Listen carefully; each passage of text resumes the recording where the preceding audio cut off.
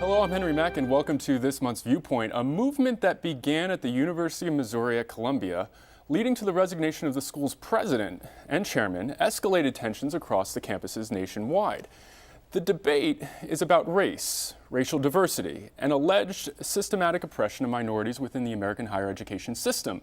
These tensions could now play a role in a major Supreme Court case regarding race and admissions, i.e. affirmative action. So what is happening? To what extent are the protesters part of the larger initiatives such as Black Liberation Collective or the Black Lives Matter movement? Joining me to discuss higher ed politics, race, and the future of free speech within higher education, we welcome Robert Chawel, Professor of Political Science at Broward College. Professor Chawel is also a member of the National Consortium on College Men of Color. Howard Simon, Executive Director of the American Civil Liberties Union of Florida. Pedro Villarreal, Assistant Professor in the Department of Education and Psychological Studies in the Higher Education Program at the University of Miami. And Maria Elena Villar, Associate Professor and Chair of the Department of Advertising and Public Relations in the School of Journalism and Mass Communication at Florida International University. Thanks so much for joining me. A very touchy and difficult topic to sort of debate, and I want to kick it right off with maybe Robert summarizing what's been going on in universities and colleges across the country with respect to racial tensions, the activism, and the purported threats to free speech as a result. So I don't know, maybe you can kick us off by sort of summarizing, and we'll see how it goes after that. Well, I'll try my best. Sure. Thank you for having me, and thank you to my fellow panelists as well. The first thing I'd like to do is just do a little bit of framing and widening the lens just a little bit. It didn't really start at Mizzou. It's a part of the ongoing civil rights movement and the ongoing creation of a more perfect union in the United States. What is that you're referring to? The pursuit of equal opportunity, the pursuit of justice for all American citizens, regardless of race, ethnicity, gender, etc. And Mizzou it's an important moment in our current history, but it's part of a long history of the pursuit of justice for all Americans. So what are the college kids and students not happy about? I mean, it's happening at Mizzou, it's happening at Smith College, Claremont, Yale, Princeton. Quote, systematic oppression affects us all, says one senior speaking at Yale.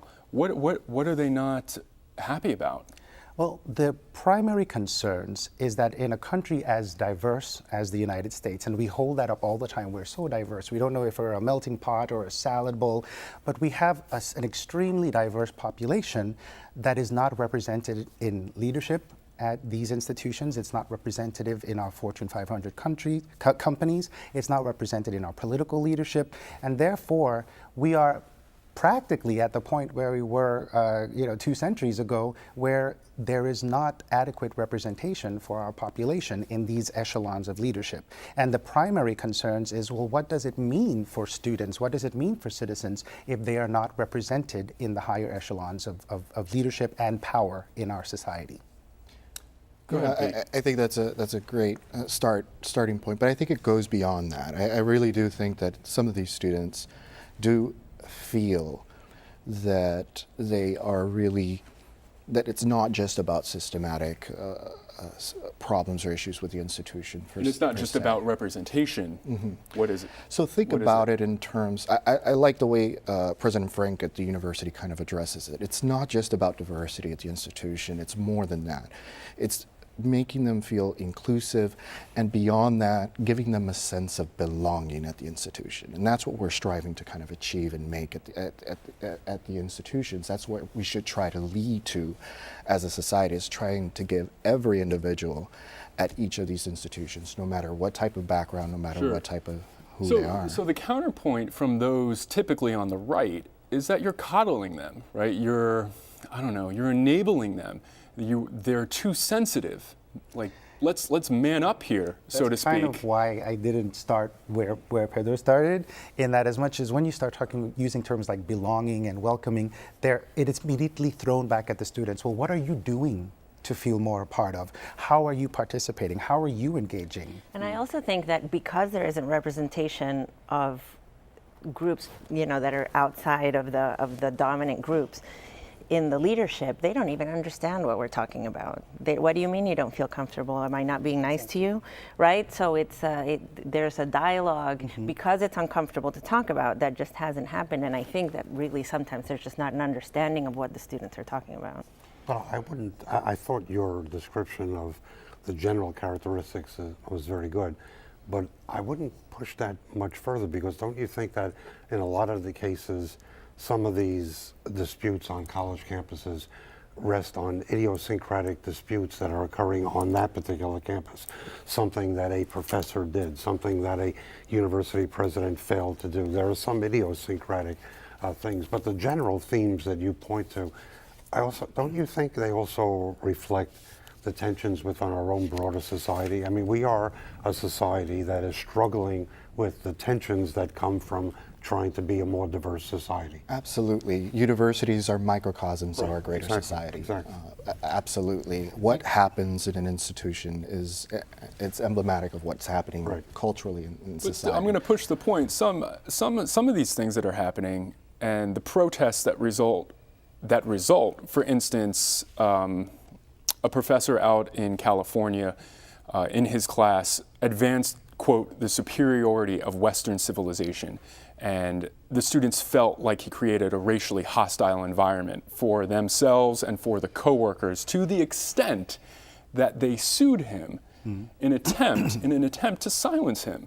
And so now those on the right are purporting that these attempts by administration to make people feel belonged, to make people feel welcomed, really are stifling free speech. And rather than embracing the multiplicity of ideas, and if you're labeled a racist, or you're labeled myopic, or you're labeled, I don't know, not inclusive enough. That's right? why, as I said, I started off with the issue of representation, because, and as Howard mentioned, and I want to address that point of idiosyncrasy, in that it's really not. It might be a specific professor at a specific campus, but it's happening on multiple campuses with multiple professors. What's happening again? It's the sort of wanton sort of ignorance about how broad the world is.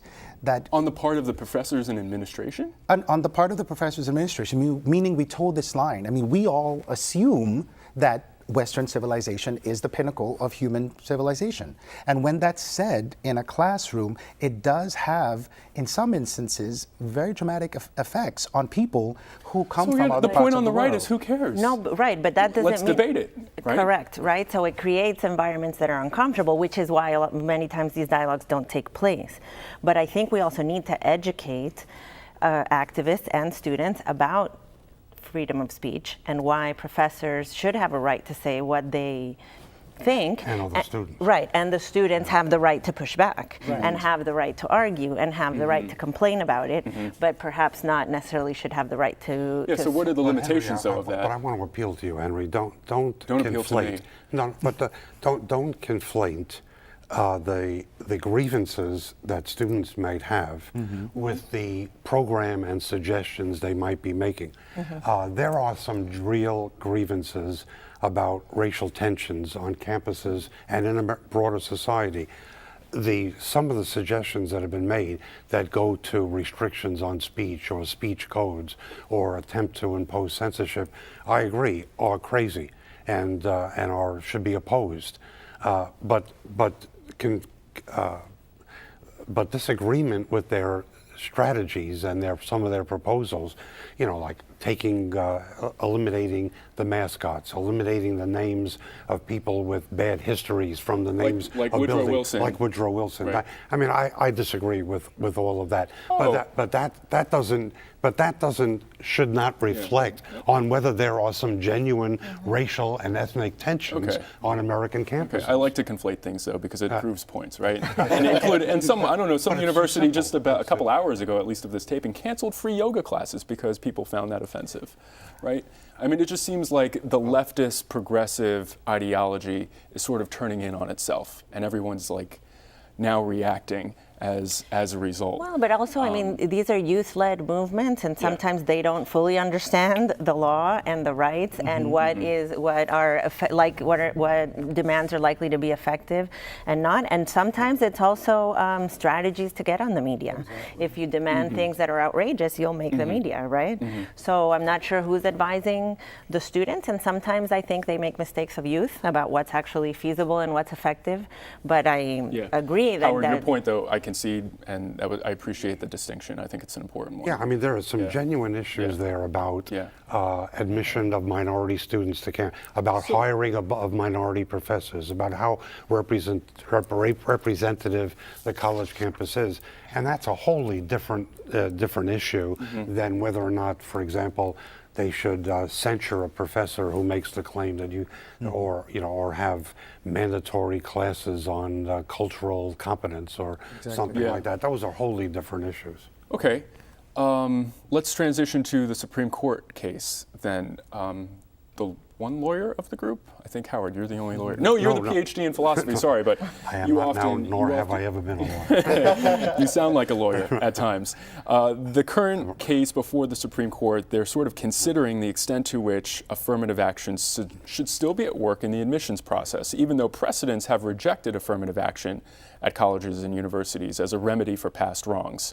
What is going on now, and how, if at all, do these racial unrest and tensions in the colleges that we're seeing, how will that affect, if at all, the Supreme Court decision? Or is there a connection? Well, Maria Elena, before the show, you were taking issue with the assumption or the connections at work between the racial unrests and what the Supreme Court is about to decide with respect to affirmative action. I don't know what my question is, but maybe Howard, can you comment? Look, this is the second time the U.S. Supreme Court has had the case about affirmative action from the University of Texas on a very, very narrow grounds, thanks to Anthony Kennedy. They upheld the affirmative action program, but they upheld it not for compensation for past wrongs, but because, and this is important, diversity in higher education is an important value that universities should be permitted to pursue. They upheld it. They then remanded it back to the courts. The courts upheld that program, and the student, continued with their appeal, and it's now back. It's back with a slightly different configuration. So Abigail Fisher, a white woman who was denied admission to UT, says the university's consideration of race violated the Constitution's Equal Protection Clause. The issue before the court, I think, is going to be whether race in any way whatsoever can ever be a relevant factor for admitting, not race alone, that would be a simplistic analysis of affirmative action, but whether race is a plus in addition to all the other things, all the other attributes that a student has. Did you want to comment maybe on the assumption then that somehow the protests across the United States regarding racial diversity unrest will maybe affect the Supreme Court's decision? I think in the public debate about race on campus, they might be related, but I'm not sure that on the policy level they're related, because if the challenge is that having the assumption, I guess, of people opposed to these protests is that having more diversity creates suppression of speech or freedom of speech among people that were comfortable before, and that part of the reason why that has happened has been for admitting people of different races. But that's kind of several steps of logic in between. And I think that what the Supreme Court is looking at is whether race is an appropriate factor to consider in admissions, and I'm not sure to what extent these protests have to do with that. But in the public, yes, but to the justices, I'm not sure. I think the Supreme Court could do tremendous damage to universities based on this opinion. This is a very, very dangerous case. Pete, maybe you can elucidate. This is a very interesting, very, very interesting point in time. I mean, the Supreme Court has one of three sort of outcomes potential. They can just remand it down and say, you know what, it's not inconsistent with strict scrutiny as they kind of lay it out in there. Or they can say, you know what, we're going to disband race as a consideration outright. And that's certainly an option for them. I don't know how it's going to play out, especially now that you have one of the justices, Justice Kagan, who has recused herself from the particular case. So that's going to be an interesting, now that you have basically 4 and 4, what's going to happen? Will Justice Kennedy kind of continue and follow along or not? Well said. Why would it be so bad for American universities and colleges across the country if race was now no longer an application or admission factor? Race is, what's the impact? It plays a huge role in sort of the configuration of entering classes and admissions of students. You begin to create a context both within the classroom and just the student body in general that is diverse on a whole host of Why can't that happen organically now at this day and age? I mean, with respect to who in fact deserves to be in the classes, why doesn't, why do you have, sorry, hold on one second, why do you have to force the issue? Well, it goes back to the 4 academic freedoms that Justice Frankfurter kind of spoke about, that universities at the bottom should have the ability to choose who they will admit, who they're going to teach, in essence. And that's one of the 4 freedoms that he expressed in there in an eloquent decision. I think institutions really deserve the opportunity to make the decisions as to who they're going to admit based on their values, based on their institutional culture values, what they wish to get out of their learning experience and so forth. It should be the institutions. My concern there is that it actually strengthens Henry's position. Not my position. No, well, sorry, the position about forcing, the question about forcing the issue of race or the issue of affirmative action. So that liberty might actually be co-opted. But can I say something? Wait, Excuse me. okay. I spent almost 10 years as a college teacher before I actually started working for the ACLU many decades ago. This is not a benefit for the minority student that would be admitted to college. This is a benefit to the quality of the education. Let me simplify it for a second. So imagine there's why does it need to be a force? Imagine there's a conversation in the classroom taking place about the conflicts that's taking place all over the country right now between police and minority communities. You get 2 different kinds of conversations where you have a majority. Diversity of ideas and viewpoints, I think everybody can agree on. Is absolutely essential for the quality of the education. Absolutely. I think that's conceded both on the left and the right. I guess the issue is again, why must government force? Government is not forcing it. It's the university, as Pedro said, it's the university that's choosing to do that in their own admissions policy because they recognize the value of diversity for the education. And I'll tell you why. Because that kind of diversity, ideally one day we will come to a time when having true diversity has nothing to do with race. But we're not there yet, right? It's not the same as saying we have to accept tall people and short people, even though they do have different life experiences, right? But it's not important enough in a person's life experience to kind of make sure that one group isn't represented over the other. However, how someone looks in our society makes such a difference in the experience that they live with institutions, with government, with law enforcement, with education, the culture that they grew up in, the family structure, the collective memory, all that kind of stuff is different. And right now, it is still very much tied to what you look like, right? So if the people making the decisions about who's the best student, what kind of musical instruments and what kind of musical talents we're interested in, what kind of sports we're interested in, don't have that, only have one background, we're going to end up with people that only have that one background. So it has to be forced until we get to a point where the leadership is representative. And it goes back to that issue of representation. And I would change the word from forced to deliberate. Thank you. Because forced sounds like, it's like, well, no one wants to do it. So, but we're going to make you do it. The deliberate pursuit of diversity is towards one of the founding principles of our country, which is a more perfect union. You cannot have a more perfect union if you have large groups of disenfranchised people, and that disenfranchisement happens along racial lines still. I think And that is the there's reason this why. confusion of which direction this force is going, because what this court could do Deliberateness. would be to tell Pedro that at the University of Miami, you cannot you cannot look at racial diversity in your admissions policy. Right. That's the force Right. that's coming by. And that's what could be Should the co-opted. courts really tell the University of Miami who they can and cannot admit? Well, this is when we're talking about the federal government, we're talking about the federal government doing what it has done for the last 2+ centuries, which is to, in this case, force states to do things they didn't necessarily want to do. Because if we left it up to individual states choosing whether or not their institutions can or cannot include race as a consideration, then we would be back to before the civil rights movement. We'll be back to Plessy v. Ferguson, and we don't want to go back there. It's not good for our union in this country.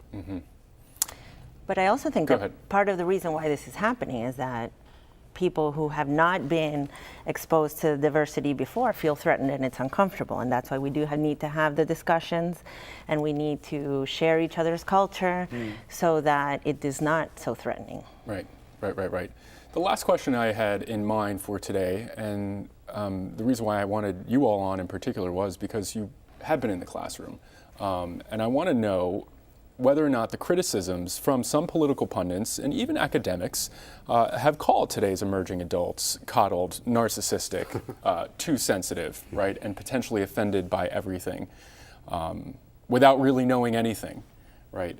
I'm wondering, in your experience, is that true? In your own personal experience, I'm trying to figure out if that's an accurate assessment of the millennials, or now even the post-millennials that are entering colleges and universities across the country. Founders now. That's the new term. Oh, the founders. Yes. The They founders. start things. So, Robert, you are a 2-year community college professor. I guess maybe let's start with you.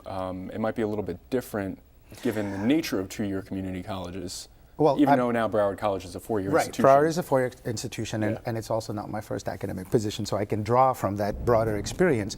I find that the coddled and the other adjectives that are being used towards our young people is very offensive. And there's a particular piece. You're so sensitive. I know. I embrace my emotions, and I use them as a force of doing good in the world. I will not silence my emotions to make other people comfortable. But the whole use of those words, the coddled, the educators are now getting what they deserve because they've been too liberal. Those types of terms, Too PC. Yeah. Well, they attack the sense of belonging that Pedro is talking about. To say that someone's being coddled is to suggest that they don't actually belong where they are. That only because they are being coddled is why they're in this institution. They should just be grateful. That is the underlying message of these adjectives that are being used towards our young people. Maria Elena. And then to Pete. Yes. I think part of what you're talking about is the stereotype of millennials as being kind of entitled because they were like their parents, treasures, and their parents would advocate for them, and they, would complain and get the grade changed, and there's an aspect of that I do think reflects a generational culture that is different. Those kids were raised, with a different parenting philosophy, perhaps, right, than the older generations, and so I think that creates a clash where the older generation criticizes the young for advocating for themselves and thinking that they deserve the best at all times and all of that. So there is that. But I would argue that in terms of civil rights, human rights, racial issues, gender issues, this generation is perhaps a bit unaware of the inequities and how they affect them. I don't know, for example, that the gender gap in pay is something that people are very worried about. I'm not sure that kids in the middle class of all races necessarily worry too much about law enforcement and policies.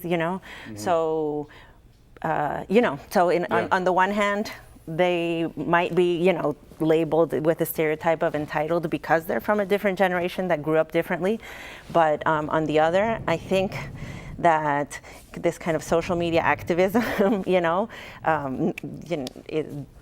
doesn't make them that entitled. They need to learn to find their voice as Pete, activists. Maybe Pete, and then I'll close it with Howard. Do you agree with Well, I think assessment? I mean, culturally, you see students of all sorts of backgrounds coming into higher education in greater numbers. Generationally, community colleges get students from all levels and all age groups. So you're getting all generations in those institutions. I'm not so sure that I agree with the idea that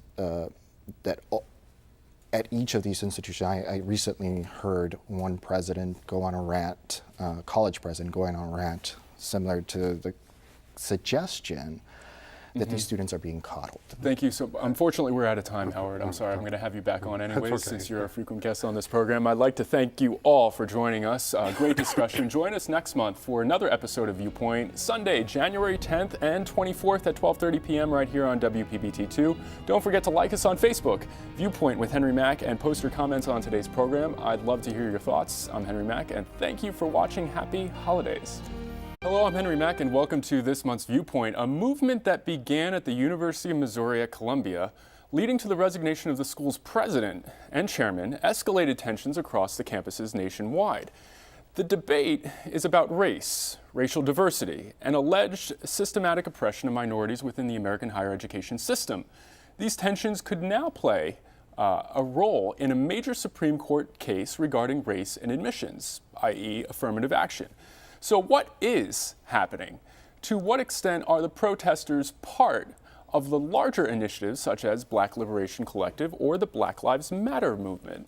Joining me to discuss higher ed politics, race, and the future of free speech within higher education, we welcome Robert Chawel, Professor of Political Science at Broward College.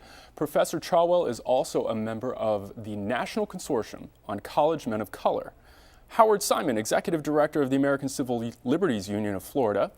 Pedro Villarreal, Assistant Professor in the Department of Education and Psychological Studies in the Higher Education Program at the University of Miami, and Maria Elena Villar, Associate Professor and Chair of the Department of Advertising and Public Relations in the School of Journalism and Mass Communication at Florida International University. Thanks so much for joining me. A very touchy and difficult topic to sort of debate, and I want to kick it right off with maybe Robert summarizing what's been going on in universities and colleges across the country with respect to racial tensions, the activism, and the purported threats to free speech as a result. So I don't know, maybe you can kick us off by sort of summarizing, and we'll see how it goes after that. Well, I'll try my best. Sure. Thank you for having me, and thank you to my fellow panelists as well. The first thing I'd like to do is just do a little bit of framing and widening the lens just a little bit. It didn't really start at Mizzou. It's a part of the ongoing civil rights movement and the ongoing creation of a more perfect union in the United States. What is the it that you're referring to?